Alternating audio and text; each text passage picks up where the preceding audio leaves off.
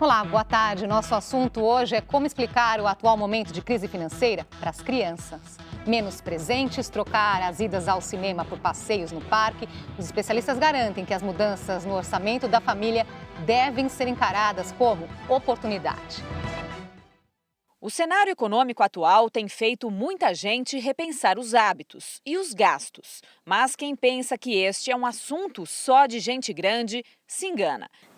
A crise é tipo, sei lá, quando fica muita pessoa, sei lá, sem dinheiro para pagar as dívidas, não consegue comprar muita coisa e fazer o lugar funcionar, assim, o lugar continuar. Matias e a irmã Cristina passaram a economizar a mesada. Antes dessa crise, eu gastava tipo a maioria que eu ganhava em roupa, essas coisas. Aí agora com essa crise eu achei melhor economizar um pouco. É papel dos pais explicarem aos filhos o que é e conversarem sobre o que muda no dia a dia da família com a crise. Mas o assunto deve ser introduzido aos poucos, de uma forma amigável e com uma linguagem simples. Nós temos deixado eles conscientes do momento que o país vive, deixando claro que cada um tem que fazer a sua parte dentro de casa também. Então, temos pegado bastante no pé com conta de luz, principalmente, que subiu muito. E para falar sobre como explicar a crise financeira para as crianças, recebemos a educadora financeira Ana Paula Ornos e a psicóloga clínica Patrícia de Rezende Chedid Simão, orientadora em comportamento financeiro. Participe aqui, você pode mandar as suas perguntas e comentários pelo Facebook e também pelo Twitter. Os endereços estão na sua tela. Boa tarde, obrigada pela presença. Boa tarde, Andressa. Boa tarde.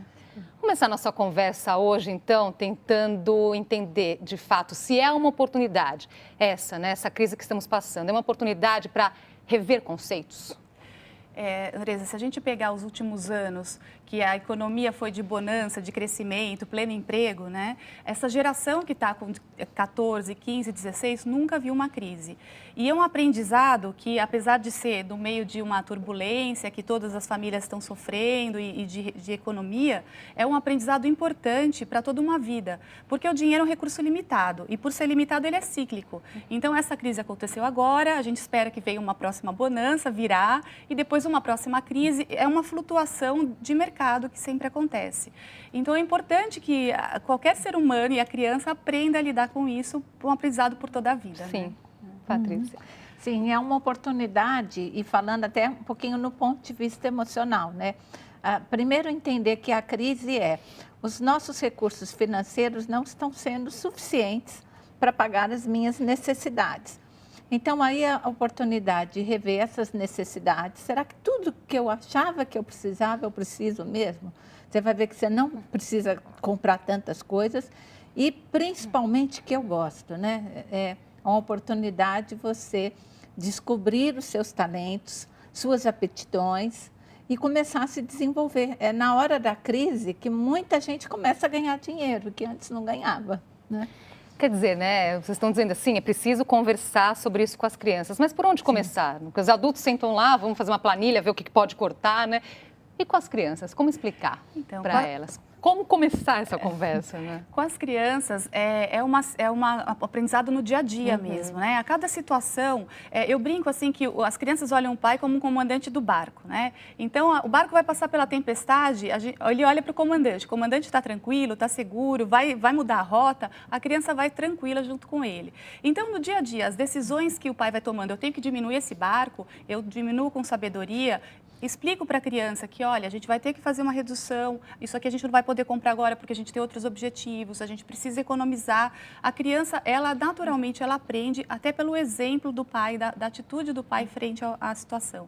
A conversa é a melhor forma de explicar para uma criança, com amor e conversa. Agora, Patrícia, estava pensando aqui, como evitar que isso se torne assim uma situação traumática até? Porque tem pais aí que estão perdendo emprego. Então, chegam em casa, estão preocupados, né, com a conta que não fecha no final do mês. Muitas vezes é inevitável mostrar fazer transparecer essa preocupação, né?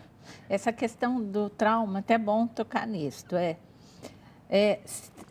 A crise, ela pode ser causada por questões externas, como é o caso agora, problema da economia, questão de um desemprego, ou também por fatores internos. Então, Se o pai já está em crise, se os pais estão em crise, ou seja, se o pai, ele não... A gente tem que entender como é que os pais se veem em condições de vencer a crise, tá? Porque é importante passar para a criança e conversar sobre isso, não ter medo. Incomodar vai, não tem como não ser ruim, não ser desconfortável. Agora, trauma só vai ser se esse pai estiver se vendo incapaz diante dessa crise, muito assustado. Então, a criança vai crescer num clima de muito desconforto e de muita insegurança. E aí, com certeza, ela também vai ficar ansiosa, né? E aí é o momento dos pais pararem um pouquinho e olharem eles como que eles estão se vendo diante da crise. Capazes? Então, esse pai ele vai conseguir se superar, ele vai passar a mensagem para a criança e para a família. Ó, teremos que cortar despesas, aí recorre ao educador financeiro, alguns cortes a gente vai ter que fazer, onde a gente pode diminuir, mas principalmente que eu falo também, e onde eu vou buscar uma forma para cobrir esse orçamento que eu não tinha antes. Então, ele vai se empenhar, ele vai à luta. Ótimo, essa criança ela vai crescer num ambiente seguro, de que ela é capaz de superar essas dificuldades, né? Porque aí a crise é uma oportunidade também para você fortalecer a estrutura emocional dessa criança para as dificuldades que vão ter na vida, não só financeiras. Que virão, né? Que serão muitas. Que virão e serão muitas, né? Se o pai ele está assustado, aí sim, ele pode passar isso de uma forma muito pesada. Claro, é o exemplo, criança, né? Sempre o exemplo, sim, né? Sempre o exemplo. Agora, você comentou, Ana Paula, que é preciso aí na prática do dia a dia. Essa conversa está ali, nos hábitos, né? De que forma? Tem alguns exercícios que eu recomendo. A gente pode ser, por exemplo, na situação do supermercado, né? A criança, normalmente, ela pede algum item que ela deseja. E a mãe, um bom exemplo é a mãe já ir com uma lista. Até que fazer a lista junto com a criança em casa, como uma brincadeira. Dependendo da faixa etária, brincar é a melhor forma de ensinar uma criança, né? E eles adoram desafio, brincadeira. Então, se você faz a lista junto com ele, em forma de lúdica, né? Ele ajuda a montar aquela lista e vai ao supermercado, é um guia que a mãe já está mostrando, olha, a gente tem um guia aqui para fazer essa compra. Ah, eu quero tal item. Faz o seguinte, vamos anotar, na próxima compra ou na semana que vem a gente vai ver se esse item aqui cabe no nosso guia de novo e avalia com a criança, né? Tem outros exercícios que eu sempre falo com as famílias, que são exercícios assim mais dessa calma que a Patrícia está comentando, que é o exercício da gratidão. A gente, independente da situação que a gente esteja, a gente sempre tem a agradecer, né? Agradecer algo que aconteceu no dia, agradecer alguém que te fez uma gentileza, agradecer. E quando você pratica o exercício da gratidão, aquilo te dá uma estabilidade emocional para ser feliz independente das circunstâncias. Fazer isso com as crianças é um excelente exercício. Então, à noite, de uma forma descontraída, olha, o que foi de bom que a gente teve no dia hoje? O que aconteceu de bom na sua vida? Olha, a mamãe aconteceu isso com a mamãe, aconteceu isso com o papai. E esse exercício diário, ele vai aumentando o nível de satisfação e felicidade que ajuda e te dá uma sustentação para vencer os obstáculos que vão aparecer, né? E a criança se sente parte disso também, né? Vai criando responsabilidade. Agora, Patrícia, a partir de que momento a criança já começa a entender o que se passa ali no mundo ao redor? Desde pequenininha, muito pequenininha, assim, às vezes, vamos dizer, 4, 5 anos, ela ainda não tem essa noção, não tem conhecimento da matemática, o dinheiro ainda é meio mágico, que ela é mágico para essa criança, né? Até uma certa idade, dinheiro é meio mágico para a criança, mas ela consegue sentir o nervosismo dos pais, intranquilidade, preocupação, né? Depois, já com 7, 8 anos, que ele já sabe que dinheiro não é mágico, que tem que ganhar, né? E que ele tem limite, né? Aí ele já vai entender também que ele já vai querer participar, né? E é bom que participe.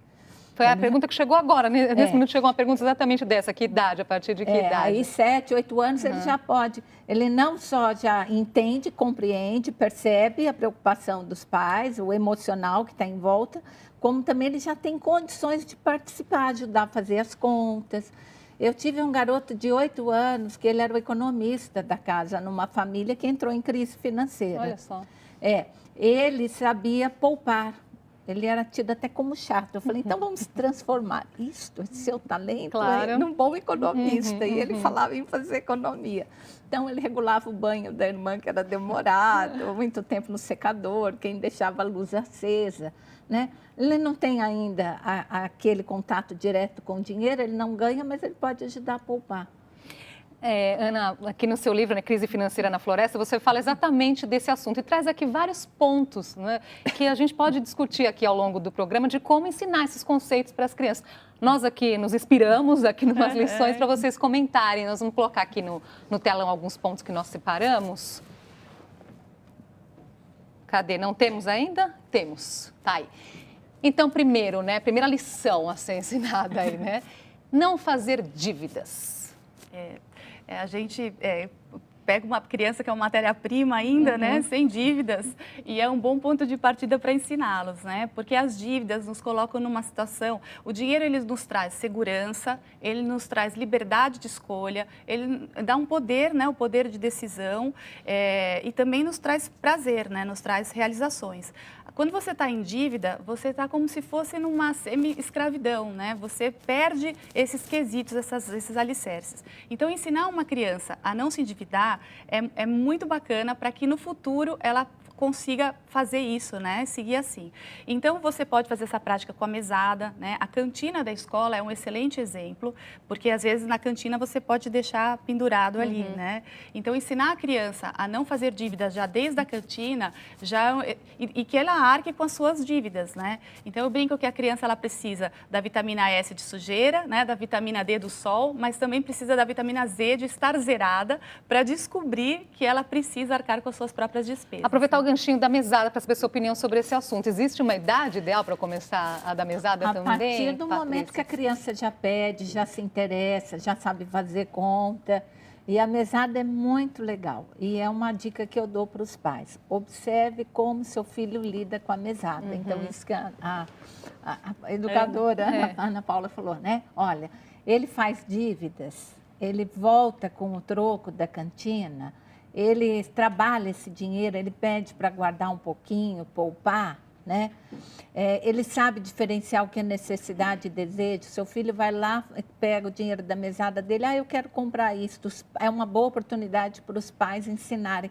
Mas você precisa disso, é hora de comprar ou não. Ensinar o controle também, não é assim, acabou, então tá aqui de novo. Não, Isso, né? Acabou, por que acabou? Então, se acabou, não vai ter mais para ela, né? Para saber os poder limites. Saber controlar e não deixar melhor. o filho devedor para o pai também, Exatamente, né? Não deixar, agora você me deve tanto, porque o pai também não quer que o filho Claro. se endivide com ele mesmo, né?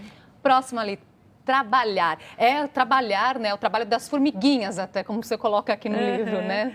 Olha, Andressa, quando a gente vai nas escolas, o principal valor que eles gostam de falar, de discutir, é o valor do trabalho. Porque a criança, ela é muito distante dela, ela não sabe exatamente o que é trabalho. Ela tem as responsabilidades dela, mas ela se inspira nos pais para entender o que é o trabalho, né? E o trabalho está muito ligado ao propósito de vida, ao seu talento, à sua essência, né? Toda pessoa que trabalha, ela desenvolve aquilo que ela sabe fazer de melhor, os talentos, e o dinheiro é uma consequência disso. Então, a criança, ela fica buscando, porque ela também tem a essência dela do talento natural, e passar a importância do trabalho para a criança é um valor fundamental. Os pais como modelo, os pais contarem o quanto se realizam no trabalho, o quanto que o trabalho traz de satisfação, de objetivos realizados, né? Porque, às vezes, a gente usa uma frasezinha à toa, que não percebe, fica, às vezes, culpado, eu trabalhando muito. Então, eu falo assim, olha, eu trabalhei muito hoje, então eu não pude ficar com você, mas eu trouxe esse presente. Aqui eu fui viajar a trabalho e trouxe esse presente. No final do dia, você está passando duas mensagens erradas. Uma que o trabalho é ruim, e a criança ela já está tentando descobrir se é ruim ou não, porque para ela é ruim, tirou o pai dela. E que o presente é, então, o bom, né? Quando a gente precisa ensinar para eles que o trabalho é aquilo que nos dá satisfação e propósito, né? E tá, essa questão aí nos faz pensar o quanto que a criança é esponja, né? No sentido ali de pegar e levar muito a sério qualquer palavra, qualquer ensinamento, ela presta atenção no que o adulto está falando. Muito. E o pai que não é feliz com o trabalho é complicado, porque o trabalho, eu falo, né? Falei até no outro programa, né? É um meio para você se desenvolver, para você se realizar. A pessoa que não é feliz no trabalho, ela tem que rever, ou ela não está, né, colocada, né, fazendo, não é nem o que gosta, não está fazendo como gosta o que faz. Ela não está se desenvolvendo através do trabalho. Se o indivíduo não se desenvolve através do trabalho, ele não vai ser feliz. E aí ele traz essa mensagem que o trabalho é uma coisa pesada. Então, tem que rever isto. E a criança, desde cedo, ela já trabalha, né? O estudo é um trabalho, né? As tarefas em casa que ela ajuda, é importante. Que ela já encare como responsabilidade, Já né? encare. Vamos fazer uma pausinha aqui na gosto. nossa conversa? A gente volta já.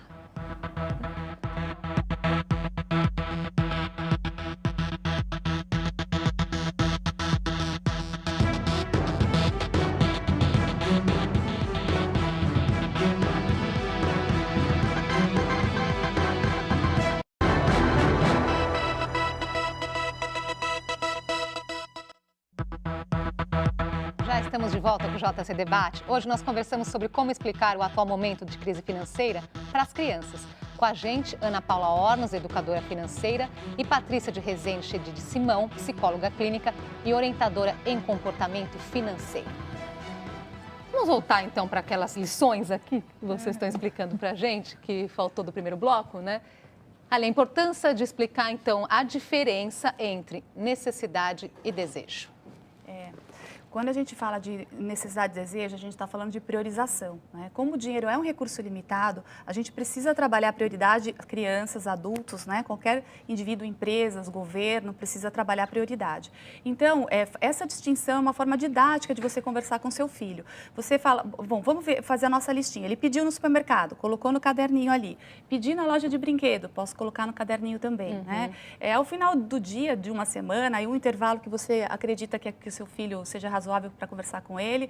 Vamos sentar juntos e olhar esses itens. O que é necessidade, o que é desejo? O que é muito importante que a gente tenha agora e o que pode esperar, né? Quais são os preços? Faço uma lista de preços, vejo os custos e aí eu posso fazer essa análise junto com a criança. E não entra aí, talvez, Patrícia, a questão de ensinar para as crianças também, de não se deixarem iludir por propagandas, vitrines coloridas, também não é uma oportunidade de passar esses conceitos, né? E aí, necessidade, desejo, eu diria assim, é bem a hora de você definir o que é consumo e o que é consumismo. Consumo que é saudável. Na necessidade, a compra ela é feita em cima de uma necessidade real, né? Eu vou comprar um produto, um serviço que eu realmente estou precisando e não vai lesar o meu orçamento. A razão é que decide. Existe o desejo, existe a necessidade, mas é a razão que vai decidir. O desejo, muitas vezes, é aquela compra que eu acho que eu preciso, eu acho que ela vai me trazer uma satisfação. Eu estou comprando, na realidade, na tentativa de satisfazer uma angústia, uma insatisfação. Eu acredito que com a compra eu vou ter aquele prazer, mas não vou. E quase sempre, nessa hora, quem define a compra é a emoção e não a razão, né? Na hora da compra por desejo, que seria o consumismo, a razão não existe, a pessoa deixa de lado, ela vai mesmo pelo lado emocional. Né? Mais um ali, né? Como ensinar as crianças a poupar. A poupar. Tem ali o cofrinho até. Então, o poupar, a gente pode ensinar, a mesada é uma boa ferramenta para isso, né? O pai pode decidir usar ou não desse recurso, mas é uma boa ferramenta. A criança, eu ensino que as crianças devem poupar numa proporção de 70% ela pode usar, 20% ela deve poupar e 10% eu recomendo que ela faça doação, né? Então, os 20%, a criança vai fazendo a conta junto com os pais e a gente pode dividir de forma didática R$10, 7, 2, 1, né? Para que a criança vá aprendendo a fazer isso. Também é importante, Andressa, que ela aprenda a gastar também, porque às vezes a criança usa a mesada só para poupar. E isso não vira um aprendizado para a vida dela, porque ela não conseguiu dimensionar o equilíbrio entre gastar e poupar, que é um balanço que a gente tem, é uma sabedoria que a gente adquire na vida, né? Então, a criança que só poupa também e o pai cobre todas as despesas dela por outro lado, ela não está aprendendo a poupar de fato. Ela está juntando recurso extra. Né? O Vinícius Cesário, ele pergunta aqui para vocês, quando o jovem começa a trabalhar e recebe o seu salário, ele deve ajudar de alguma forma em casa? por exemplo, aí fazendo com que o dinheiro dos pais sobre um pouquinho também para os pais aproveitarem para outras coisas? Eu acho bastante importante. A Patrícia pode me ajudar a complementar, porque tem uma curva, né, de que a criança vai crescendo adolescente, e quando ela vira jovem, na fase adulta ela começa a trabalhar, é hora dela ganhar a autonomia dela, e se ela pode ajudar os pais, é até uma retribuição, né, um equilíbrio da família, e dá na pessoa um senso de propriedade, né, de capacidade para a fase adulta, né? Capacidade, gratidão, né? Poder compartilhar, né? Também, né? E principalmente acho que está, de certa forma, assim, retribuindo aos pais, né? Vocês me ajudaram até hoje, eu também quero. Agora, eu acho isso tudo que você falou no poupar, eu concordo, né?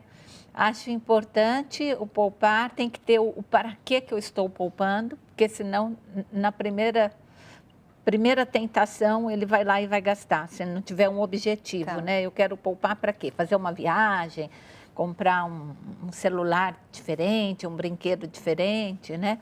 E não ficar só no guardar, porque a criança que não gasta não troca.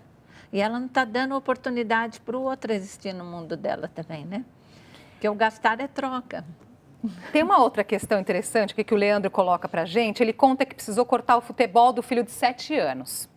Então, como explicar para a criança que é preciso tirar algo de que ele gosta tanto? Então, por exemplo, né, a criança tem ali o inglês e o futebol e o pai acha mais importante o inglês e corta o futebol, mas a criança gosta mais do futebol? E aí? Quando a gente fala que o dinheiro é limitado e precisa ter prioridades, o dinheiro também gera conflitos, né? Estabelecer prioridades num orçamento que é comum, ele gera conflitos, porque a gente precisa de uma negociação. Então, daí, por isso eu fui buscar uma formação em mediação de conflitos, Andressa, porque isso é algo muito comum entre casais, entre sócios, entre pai e filho. O importante é que é sempre as duas partes, o pai sente com o filho, né, e vai escutar com abertura. O primeiro passo é ouvir a criança. O que a criança gostaria de fazer? É o futebol? Por que ela gosta tanto do futebol? E aí o pai, primeiro ele ouve, ele entende quais são os sentimentos da criança por trás daquele pedido, né? A partir daí, o pai, ele vai, então, começar a explicar as razões dele e colocar os sentimentos dele para a criança, dos porquês que ele também gostaria de fazer a troca. Quando você se abre para os sentimentos e conversa com muita abertura, numa linguagem infantil mesmo, com abertura e escutar, né, é muito fácil a negociação, ela chega numa convergência mais tranquila, né? Com certeza, entre o futebol e o inglês, não sei se esse é o caso da pessoa que mandou a pergunta, né? Mas se ele tivesse essa conversa com o filho, explicar as razões dele e os filhos explicar as dele, eles vão conseguir chegar num ponto comum, né? Eu sou a favor também de, primeiro, pergunta para a criança, né? Qual que você prefere? Agora, se existe uma possibilidade, vamos dizer, de pagar o futebol, né? Que é mais caro, né? Tem que entender a razão do pai de ter cortado o futebol. Se o custo é o mesmo, então vamos negociar, vamos fazer o que ele gosta. Se não é, teria que conversar com a criança, né? Aí sacrificar, e aí você está criando um indivíduo que vai crescer e vai sobreviver aos sacrifícios que a gente vai ter que fazer, ou negociar. De repente, olha, para o futebol vai faltar tanto, o papai não pode pagar. Como a gente faz isso? Tira da mesada, você entra com uma parte, né? Vai doer, mas ele sobrevive. E para terminar, a última lição aí, né, que eu acho que tem muito a ver com o momento que nós estamos passando hoje em dia, né? As crianças estão aí vendo todas essas notícias na televisão, ouvindo conversa dos adultos, né? Que é ali ser honesto. O ser honesto, ele está muito ligado ao valor do dinheiro, né? O valor do dinheiro, ele tem um valor material, né, monetário, ele tem um valor sentimental, os objetos têm valor sentimental para a gente, e tem os valores morais, né? As virtudes que estão por detrás das nossas condutas em se relacionar com o dinheiro. Então, passar essa abrangência de informação para a criança, mostrar para a criança que aquele objeto, por exemplo, tem um valor sentimental para o seu amiguinho, o livro da biblioteca, ele tem um valor sentimental para a escola, eu devo devolver, o respeito à propriedade, a honestidade do objeto do colega, né? A honestidade no troco. O pai também dando essas atitudes como modelo no dia a dia, né? É bastante importante, porque o dinheiro não é ele por si só, ele carrega uma porção de valores por trás dele, né? Patrícia. Nós vamos ter que voltar aqui para falar isso. Só o ser honesto rende um programa inteiro. Eu falo assim, corrupção é uma falha de educação. Corrupção é um erro de educação. Você começa desde pequeno educando a criança. E se o pai é desonesto, e a corrupção acontece quando eu passo alguém na fila, quando eu pago para passar na frente. Tem crianças que já vêm o pai e já corrigem. Mas essas crianças que não corrigem o pai, elas vão ver e vão seguir. Né? E eu acho que isso merece um programa. É a importância do exemplo É também, a importância da educação. Você corrige desde pequeno. Sem dúvida. Muito obrigada pela participação de vocês aqui com a gente, mais uma vez. Essa dupla foi inédita, né? Muito bom. Até uma próxima oportunidade. E fica aqui como dica de leitura, né? A Crise Financeira na Floresta, o livro da Ana Paula Ornos, que traz aí várias dicas, lições do que nós tratamos hoje aqui no programa. Obrigada e até a próxima. Obrigada, gente. Obrigada pela companhia. Inscreva-se lá em nosso canal no YouTube. Estão todos os nossos programas anteriores. Uma ótima tarde para você.